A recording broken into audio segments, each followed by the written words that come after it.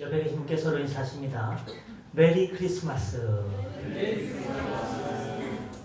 성탄절 아버지 집에 나오신 여러분 모두를 예수님의 이름으로 진심으로 환영하고 축복합니다. 성탄절 연말이 되었습니다. 한 며느리가 어머니께 문자를 남겼습니다. 시어머니께. 어머니, 명절 때마다 집에 가는 것이 부담스럽습니다. 그래서 이번에는 방학을 갖고자 합니다. 성탄절이라고 명절이라고 호텔와 집에 갈 이유가 어디 있겠습니다. 용돈 10만 원 보냈으니까 아버님이랑 식사 함께 하시고 저희는 몰디브로 지금 떠나는 중입니다 라고 문자를 보냈습니다. 그러자 시어머니께서 답변을 합니다. 아이고 그래, 명절에는 몰디브 갔다 와야지. 뭔 구태의연하게 시골을 찾아오냐. 옛날도 아닌데. 근데 좀 안타깝구나. 이번에 오면 너희 세 자녀들에게 선산 땅 반 50억을 서로 나눠주려고 했는데 몰디브 가서 칵테일이나 한 잔 잘 먹고 와라. 나는 이번에 그렇게 할란다 라고 보냈더니 하고 답이 왔더라 이겁니다. 성탄절날 춥게 해드려 죄송합니다. 산에 오르기 위해 모인 4사람이 있었습니다. 4사람 모두 정상에 도착했지만 그 과정이 달랐습니다.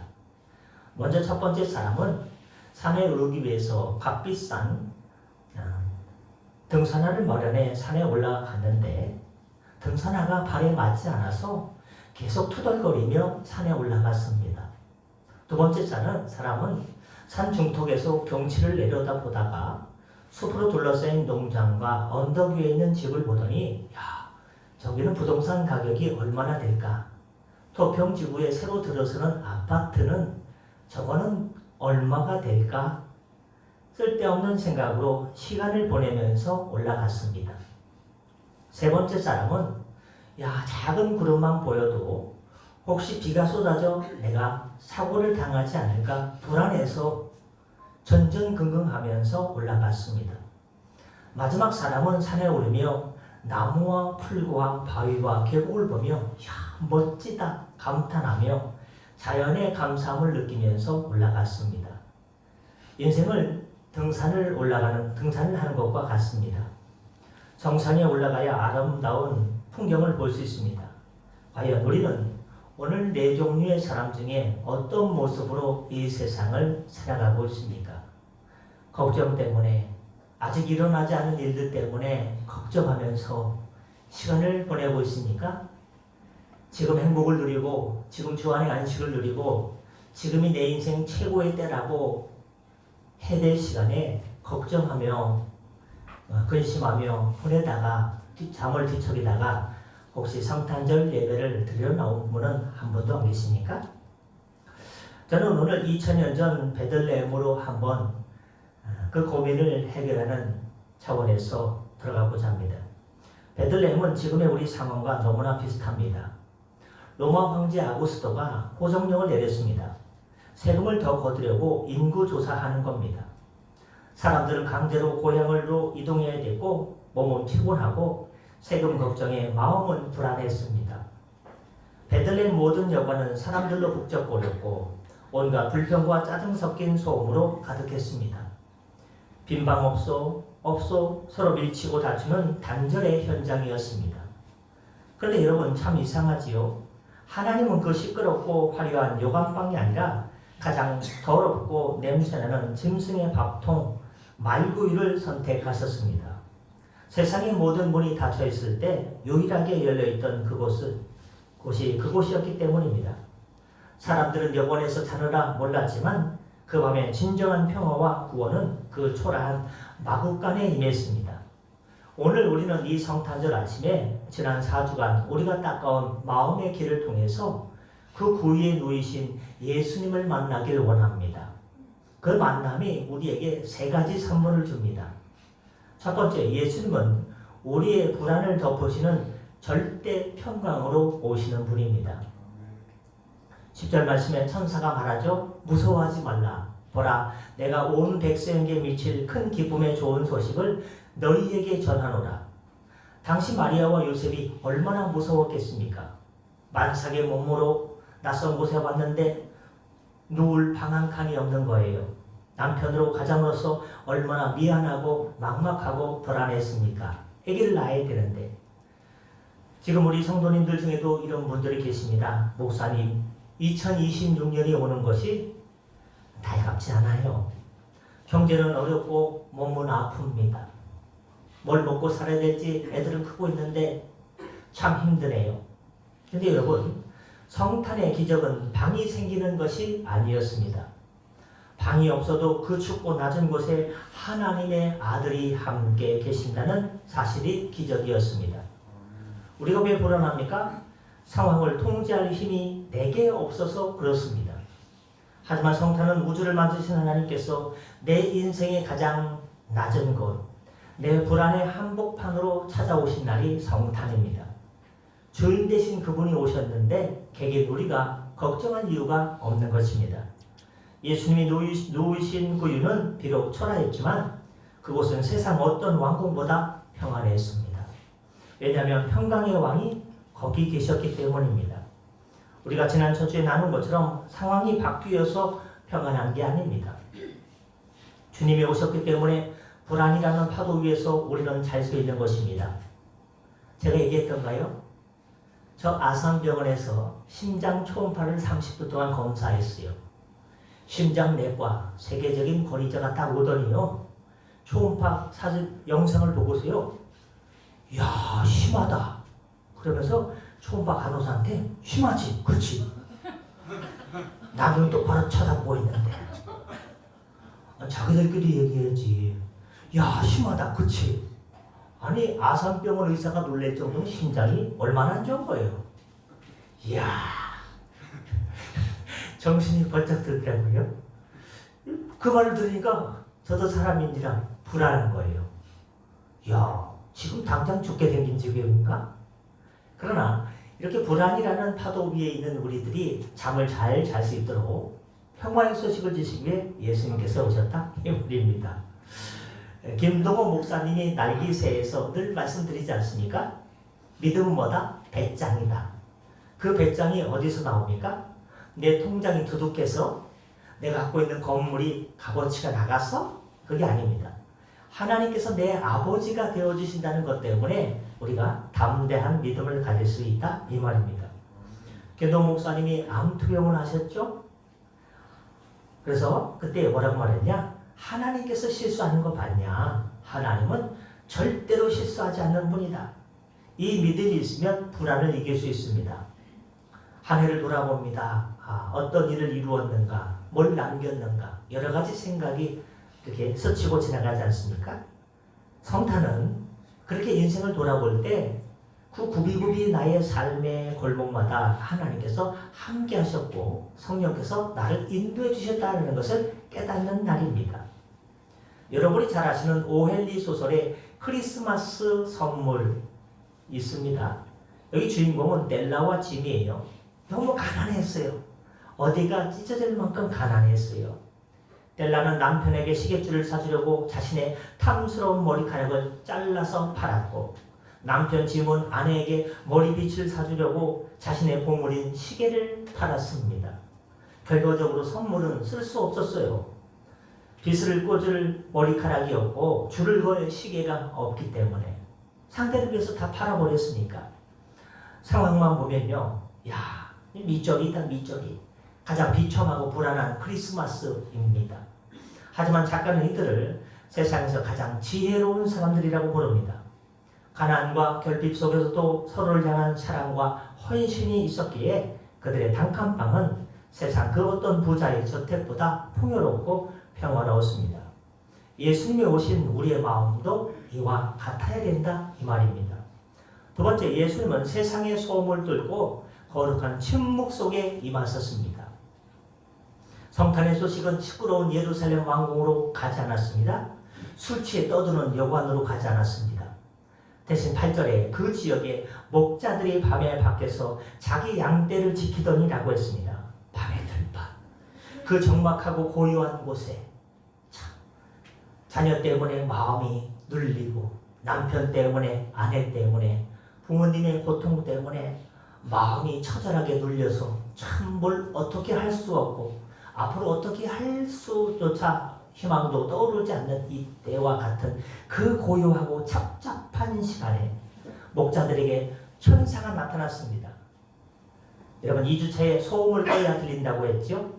만약 목자들이 시내에서 술 마시고 떠들고 있었다면 천사들의 찬송 소리를 듣지 못했을 것입니다. 현대인의 성탄절은 너무 시끄럽습니다. 캐럴 소리 들리지도 않지만 쇼핑, 고객 소리, 스마트폰 소리, 정작 주인공이신 예수님의 숨소리가 들리지 않는 거예요. 어제 어떤 가게들 좀 가서 물어보니까요, 메리 크리스마스 하는데요, 성탄절 기분이 안 나는데요, 경기가 너무 얼어붙어서요, 메리 크리스마스 하면 이상하게 느껴질 정도로 이렇게 모든 것들이 다 굳어있고 어렵다는 이야기를 몇 군데 들었습니다. 정말 그런 것 같아요. 다 고요한 침묵 속에 있습니다. 마음은 아픕니다. 근데 우리 아기 예수님은 웅장한 빵빠루와 함께 오지 않았습니다.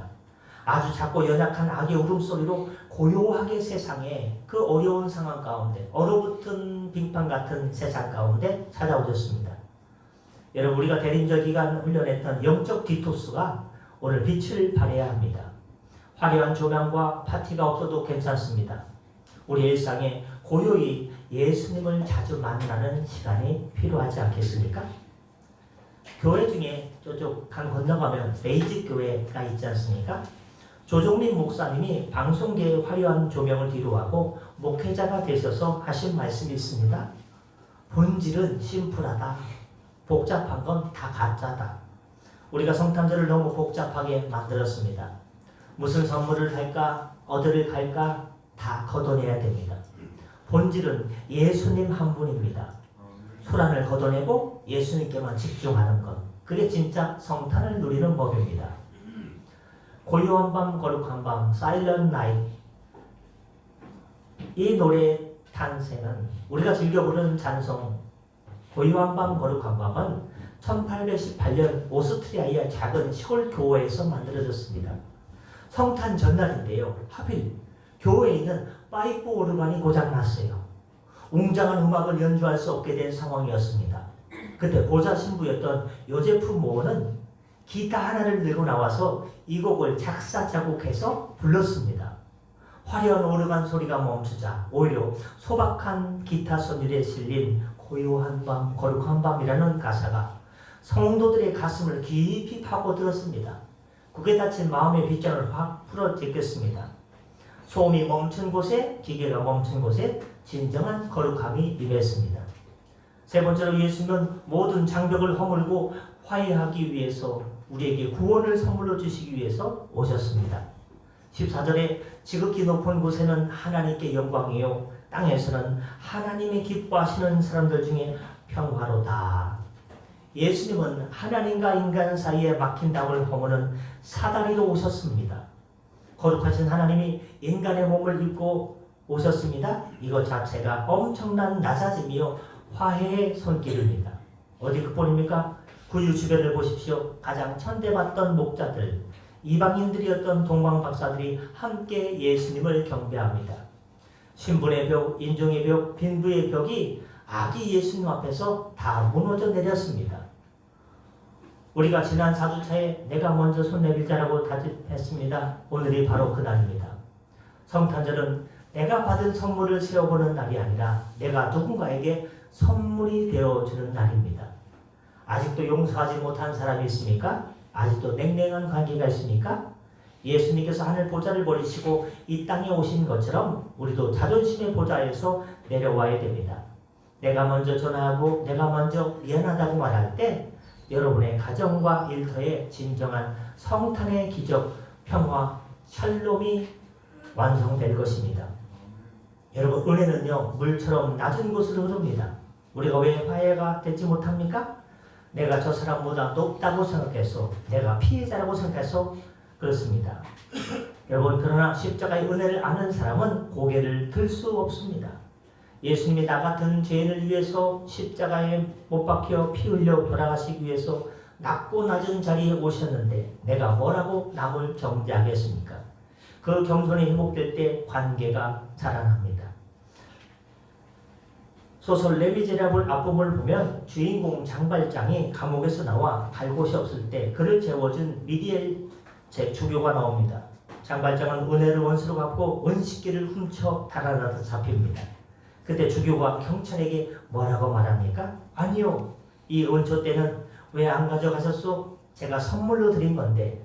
이 말도 안 되는 용서와 사랑이 평생 사회를 향한 증오로 가득 찼던 장발장의 마음의 벽을 와르르 무너뜨렸습니다. 법과 정의로는 사람을 바꾸지 못합니다. 오직 대가 없는 사랑, 그 이해할 수 없는 성탄의 은혜만이 사람을 변화시키고 화해를 만듭니다. 여러분, 2025년 12월 25일 오늘 우리에게 오신 예수님은 단순히 옛날 이야기 속의 아기가 아닙니다. 그분은 불안에 떨고 있는 우리에게 평안을, 행복을, 구원을 주시기 위해서 오신 것을 우리는 기억해야 될 것입니다.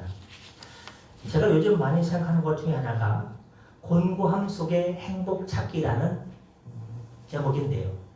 사는 것이 힘들지 않습니까? 우리 믿는 사람은 어떻게 행복을 찾아야 돼요? 어디로 가야 돼요? 어떤 방법이 있을까? 어떤 생각을 해야 될까? 고민을 많이 합니다. 그런데 전도서 7장 14절에 형통한 날에는 기뻐하고 곤고한 날에는 뒤돌아보라, 이 두 가지를 하나님께서 병행하게 하사 사람이 그의 장래일을 능히 헤아려 알지 못하게 하셨느니라라는 말씀이 마음에 많이 와닿습니다. 형통한 날에는 하나님께 감사하고 기뻐하며 하나님의 은혜임을 고백하고 간증해야 됩니다. 그러나 우리가 살다 보면요, 형통한 날보다 공고하고 괴로운 날이 더 많지 않습니까? 이런 날에는 되돌아보아 자신을 점검하고 회개하고 하나님께 나아가야 됩니다. 우리 모두는 머리를 자르고 나무에 매달리고 새들이 뜯어먹어야 될 죄인들인데 하나님의 사랑과 십자가의 무조건적인 용서로 구원받고 하나님의 축복된 자녀가 되었습니다. 내 공로가 아닌 하나님의 은혜 선물 때문에 구원받게 되었는데 그 구원의 감격이 싸늘하게 식은 것을 다시금 회복시켜야 됩니다. 노벨 문학상까지 받은 세계적인 문학작품 대지의 작가인 펄벅 여사는요, 80세가 되어서 이렇게 살다는 안 되겠다. 내 인생을 한번 되돌아봐야겠다. 80세에 자기 인생을 딱 되돌아봤는데 내 인생 최고의 순간이 언제였는가? 그 순간은 10년 전인 70세 때부터라고 대답했습니다. 그 이유를 이렇게 말합니다. 나는 70세가 되었을 때 인생에서 필요한 것을 알게 되었고 이제부터는 정말로 즐겁게 살 수 있다는 확신이 들었습니다. 라고 말했습니다. 그녀의 말을 통해 인생에서 가장 중요한 순간은 지금이 어느 때인가 보다는 지금 나는 무엇을 하고 있는가? 여러분은 지금 무엇을 하고 있습니까? 여러분 하는 일을 묻는 게 아닙니다. 여러분은 지금 무엇을 하고 있습니까? 라는 것을 이야기합니다. 지금 내가 가치 있는 인생을 순간을 살고 싶다면 나이와 상관없이 그 시간이 가장 소중한 시간입니다. 그리스의 철학자 아리스토텔레스는 인간 최고의 상태가 뭐냐? 해피니스, 행복이라고 했습니다. 행복은 모든 인간의 중요한 목적이고 관심사라고 했습니다. 우리는 돈이 많거나 권력이 있거나 인물이 뛰어나거나 환경과 조건이 좋으면 당연히 행복하겠지라고 생각합니다. 그러나 이런 행복은 삶의 일부가 되거나 도움은 되지만 지속적으로 우리에게 행복을 주지 못합니다. 이런 것들이 채워져도 비탄과 험과 갈증과 욕망이 찾아옵니다. 성경이 말하는 대로의 시편 37편에 등장하는 푸른 나무의 무성함 같이 잠깐일 뿐입니다. 모세는 백성을 향한 축복에 이스라엘이여 너는 행복한 사람이로다. 여러분, 남의 종살이하던 민족이 뭐가 행복합니까? 40년 동안 광야에서 고생했는데 뭐가 행복합니까? 근데 이스라엘 백성들에게 모세는 이스라엘 백성들은 행복한 사람이라고 선포합니다. 왜 그럴까요? 하나님께서 우리 인생의 아버지가 되어 주셨기 때문입니다. 하나님을 아버지로 모시고 사는 사람이요, 세상에서 뭘 더 가진 사람보다 더 행복한 사람이에요. 최고 행복한 사람이에요. 그건요, 나중에 깨닫게 되면 압니다. 행복한 사람이 어떤 사람인가? 에릭 프롬이라는 사회심리학자는 소유냐 존재냐라는 책을 썼습니다. 소유냐 존재냐. 프롬은 이 책에서 세상 많은 사람들이 내가 무엇을 얼마나 많이 가졌느냐 하는 것을 행복의 기준으로 삼습니다. 강남에 좋은 아파트, 아크로바틱 하도 TV에 나가지고 아크로바틱이 내가 살고 있느냐? 50억짜리 내가 살고 있냐? 70억짜리 살고 있냐? 행복의 기준은요, 거기 살면 최고로 행복할 것 같아요. 거기 사는 사람 잘못하면 콩밥 먹으러 가요. 조심해야 돼요. 사람들은 내가 무엇을 얼마나 많이 가졌느냐를 행복의 기준으로 삼지만 참된 행복은 그게 아니다. 내가 어떠한 존재가 되느냐에 따라 달려있다라고 그 책에서 이야기하고 있습니다. 오늘 교회 올 때 여러분 무엇을 가지고 오셨습니까? 하나님 그러한 우리 손에 들고 나오는 무게나 가치보다는 내가 어떠한 모습으로 어떤 존재로 살아가느냐를 더 귀중히 보십니다. 에릭 프롬은 인간의 소유욕에는 끝이 없음을 지적합니다. 목마른 사람은 한 컵의 물을 마시면 갈증의 욕구가 해결됩니다. 갈증이 해결된 뒤에도 계속해서 물을 마시는 사람은 없을 것입니다. 그러나 인간의 욕구는요, 끝이 없습니다. 하나를 가지면요, 예를 들면 아크로바틱 아파트를 하나 가지면 그 이후에는요, 좋은 걸 또 갖고 싶어 합니다. 끝이 없습니다. 그 목마름을요, 채울 태평양의 물을 다 갖다 집어넣어도요, 그 목마름 속에 집어넣어도 그의 가슴은 채워지지 않습니다. 세상 욕망이 바로 그런 것입니다. 소유욕이 결국 인간의 행복을 줄 수 없다라고 그 책에서 이야기합니다. 많이 가지려고 하는 사람이 더 갖지 못해서 불행하게 된다? 책의 결론입니다. 상대적 박탈감입니다. 제가 개봉동에서 어떤 교회 부목사로 있을 때 권사님의 딸이 10년 전에 15년 전에 압구정동에 살았어요. 근데 엄마만 보면 불평하는 거예요. 엄마, 내가 압구정동에서 제일 가난해. 왜? 우리 아파트 19평에 15억밖에 안 돼. 이 동네에서 내가 제일 가난해. 자꾸 높은 곳만 보다 보니까 30억짜리 보고 40억짜리 보니까 15억짜리 사는 자기가 제일 가난하다 이거예요.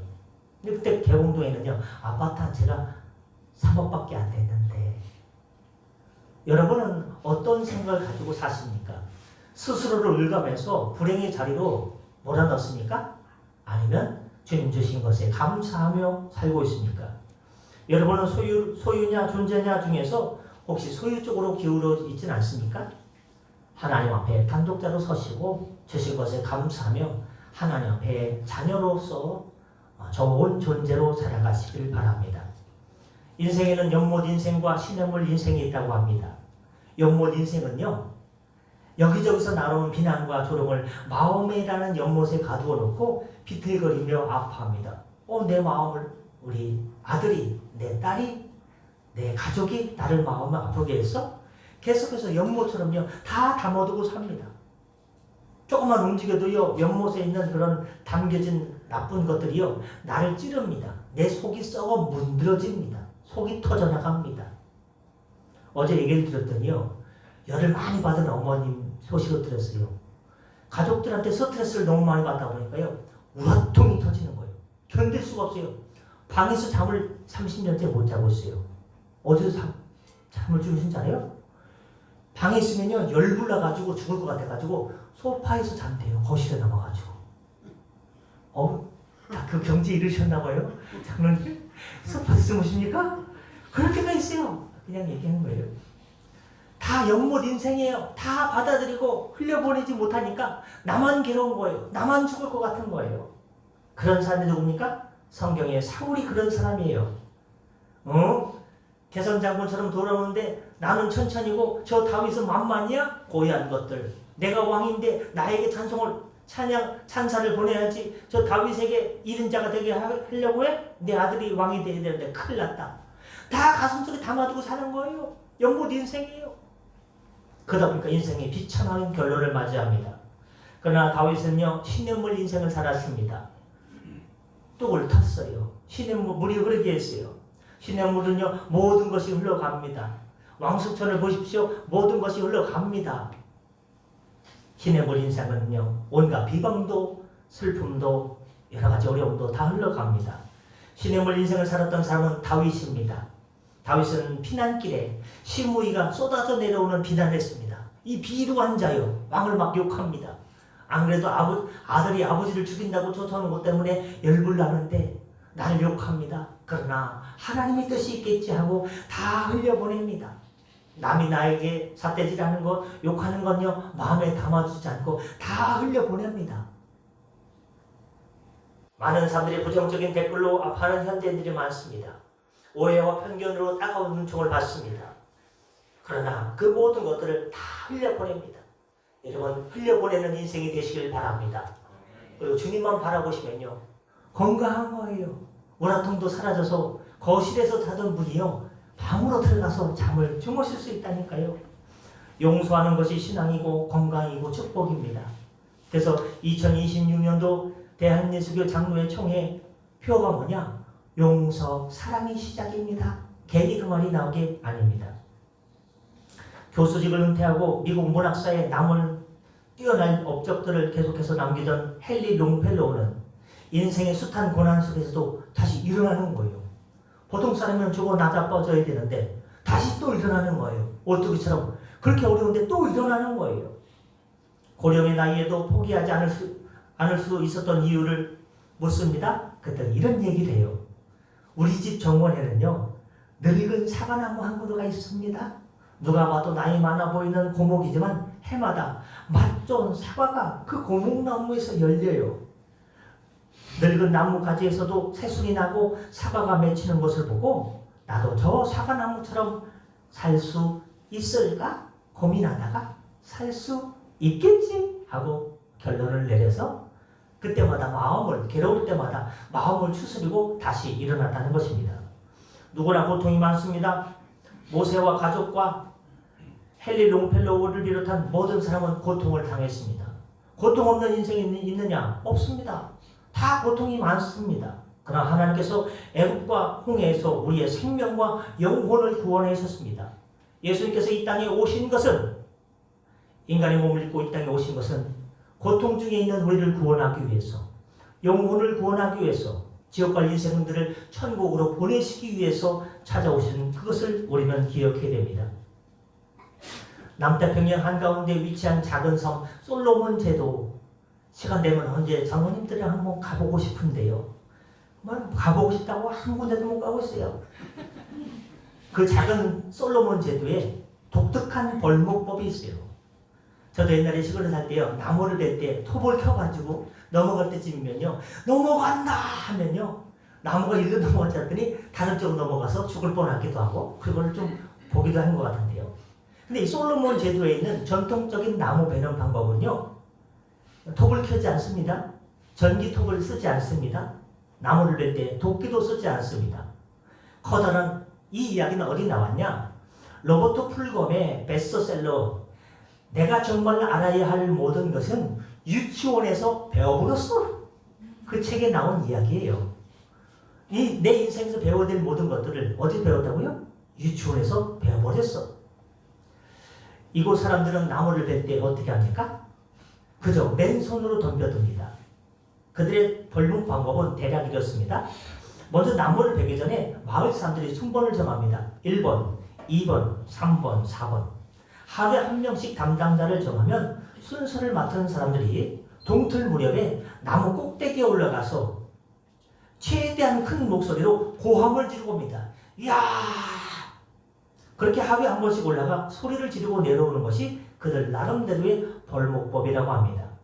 이런 기괴한 행동을 한 달 동안 계속하면 아무리 큰 나무라도 힘없이 푹 쓰러지고 만다라고 책에서 기록하고 있습니다. 좀 우아하겠죠. 밤새 산소를 만드느라 지쳐있다가 새벽이 되어 나무가 조금 쉴만한데 사람들이 와서 아침마다 소리를 버럭 지르는 동에 나무가 심한 스트레스를 받아서 쓰러진다 이 말입니다. 그 누가 연구해 봤대요. 야, 이 책에 쓴 거 이거 잘못 쓴 거 아니야? 그랬더니 어떤 사람들은요, 나무 껍질이 벗겨져서 사람이 막 올라가다 보면 세균이 틈타가지고 나무가 죽어버릴 수도 있고 여러 가지 이유를 말하지만요, 이 책에서 이야기하는 것이 무엇입니까? 사람이 그 믿음과 그 긍정의 힘을 이야기하기 위해서 인용한 것 아니겠습니까? 여러분, 다시 믿음의 말을 하시길 바랍니다. 다시 긍정의 말을 하시길 바랍니다. 주님 안에서 나는 할 수 없어가 아니라 나는 할 수 있어. 다시 우리 가정은 추스릴 수 있어. 다시 나의 믿음을 재건할 수 있어. 다시 나의 신앙을 믿음으로 일으킬 수 있어라는 믿음의 말로 여러분, 나무를 쓰러뜨듯이 여러분을 올가매고 있는 장벽이 무너지기를 예수님의 이름으로 축복합니다. 마지막 기도합니다. 멋진 작품을 그리고 싶어하는 한 화가가 있었습니다. 어느 날 그는 막 결혼을 앞둔 예비 신부에게 세상에서 가장 아름다운 것이 무엇이냐고 물었습니다. 신부는 수줍게 말합니다. 세상에서 가장 아름다운 것은 제가 좀 이따 결혼할 거기 때문에 사랑이지요. 이번에 화가는 고개를 끄덕였습니다. 목사님에게 똑같은 질문을 했습니다. 세상에서 가장 아름다운 게 뭡니까? 믿음이지요. 목사님이니까 믿음이라고 하겠지. 이번에 또 지나가는 병사에게 세상에서 가장 소중한 게 뭐냐 했더니요, 전쟁을 마치고 돌아오는 그 병사는 평화지요. 전쟁과 평화 모르십니까? 가장 아름다운 그림을 그리고 싶었어요. 그랬더니 신부는 사랑을, 목사님은 믿음을, 병사는 평화를 말했습니다. 믿음과 사랑과 평화, 이 모든 것들을 한 폭에 그릴 수 없을까 고민하며 집으로 돌아왔습니다. 그때 아빠 왔어라는 말에 바로 아이들이 뛰어납니다. 아이들의 눈 속에서 믿음을 발견했습니다. 아빠가 오랜만에 돌아올 때 선물을 사가지고 왔겠지라는 믿음, 또 아내의 눈 속에 오랜만에 뭔가 사랑스러운 눈을 발견했습니다. 그리고 그 가정에 평화가 깃드는 것을 보았습니다. 얼마 뒤 화가는 세상에서 가장 멋진 작품을 만들었습니다. 그것은 다름 아닌 가정이었습니다.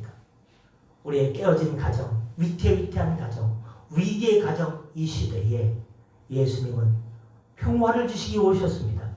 예수님 잘 믿으면요, 가정이 지옥이 아니라 바로 천국으로 변하고 나의 인생도 지옥이 아니라 천국으로 승화되고 정말 천국에 들어가는 모두가 될 줄 믿습니다.